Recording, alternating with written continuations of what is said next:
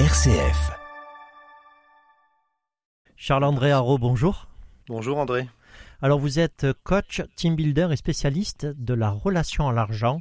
Comme chaque mercredi, on va se retrouver pour votre chronique sur la relation à l'argent, une réflexion sur le pouvoir de l'argent, son impact dans nos vies personnelles ou professionnelles. Et aujourd'hui, vous avez décidé d'aborder la monnaie attitude. Alors première question toute simple, la monnaie attitude, qu'est-ce que c'est ? Alors, la monnaie attitude, en fait, il y a trois attitudes ou trois mouvements. C'est Peter Koenig qui les a décrits, inventés, trouvés, puisqu'il a fait quand même de longues études sur la relation à l'argent. Tout ce qui est sur la relation à l'argent vient de lui. Et donc, il a découvert qu'on avait trois mouvements et on peut être que dans un seul mouvement. Il y a le mouvement écureuil, dont on va parler aujourd'hui. Il y a le mouvement repousseur et puis le mouvement montagne russe. Alors, question toute simple pour commencer, quelles sont les personnes qui ont des comportements écureuils ? Alors, en fait, si je suis dans un mouvement écureuil, j'associe l'argent à un ou plusieurs mots positifs. Par exemple, la sécurité, la liberté, le bonheur. Et mes tendances, c'est j'économise, je garde et j'accumule l'argent. Je peux me faire plaisir, bien sûr, en dépensant, mais je fais toujours assez attention. Je suis quelqu'un qui compte. Et parfois même, j'ai plusieurs comptes en banque ou des choses comme ça. Et le montant de l'épargne n'est pas important. Hein. Ça peut être des tout petits montants. Mais c'est la tendance qui doit être bien identifiée. Alors, quels sont les comportements des écureuils ? André, il y en a pas mal. Je vais en donner quelques-unes pour que nos auditeurs puissent s'identifier un peu. Donc, j'économise facilement, je fais des réserves. Alors, ça peut être des réserves aussi, autre chose que l'argent. Hein. Ça peut être des boîtes, des enveloppes, c'est des comptes en banque. Ça peut être des aliments aussi, je fais des stocks. J'aime voir mes économies grandir. Je peux les compter régulièrement. Hein. Vous voyez, un peu Picsou, c'est un peu ça. J'ai tendance à être radin, avare, à freiner les dépenses. Je calcule, je regarde souvent si les dépenses sont utiles. Hein, je n'achète pas n'importe quoi. Je stresse assez facilement dès qu'il y a des problèmes d'argent ou de montant à dépenser.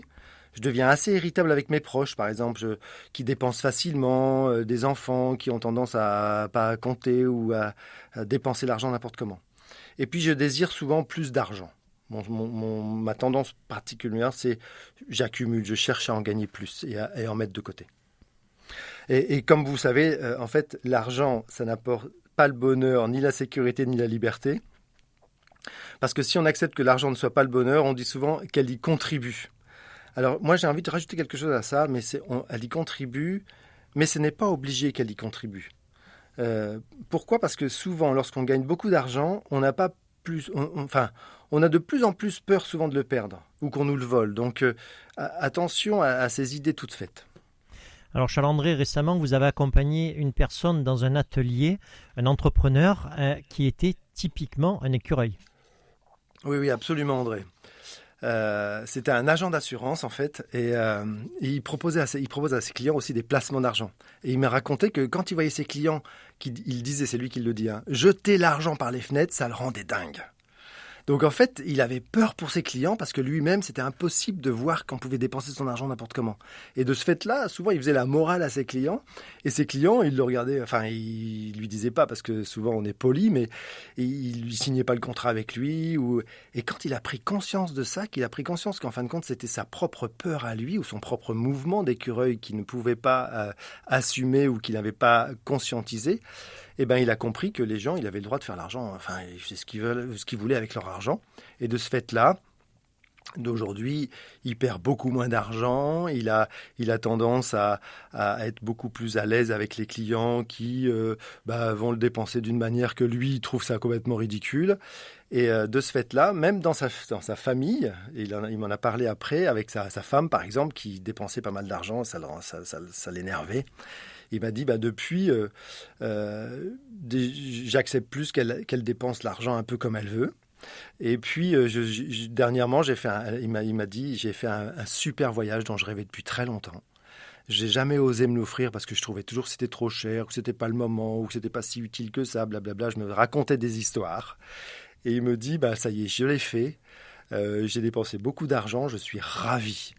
Et ça, c'est chouette, quoi. Moi, je trouve ça beau de se dire, bah, tiens, d'un coup, j'étais quelqu'un qui économisait, qui accumulait, je ne savais pas le dépenser pour me faire plaisir, et maintenant, je l'ai fait. Et ça, je me suis rendu compte, c'était tellement agréable de dépenser de l'argent pour mon bonheur et pour le bonheur de ma famille. Un grand merci Charles-André pour tous ces bons conseils. Alors je rappelle que vous êtes team builder et spécialiste de la relation à l'argent. On parle en ce moment de monnaie attitude, on a parlé du comportement écureuil. La semaine prochaine, eh bien, on va se retrouver pour parler des repousseurs. Belle semaine et au revoir. Merci André, au revoir, belle semaine à vous aussi.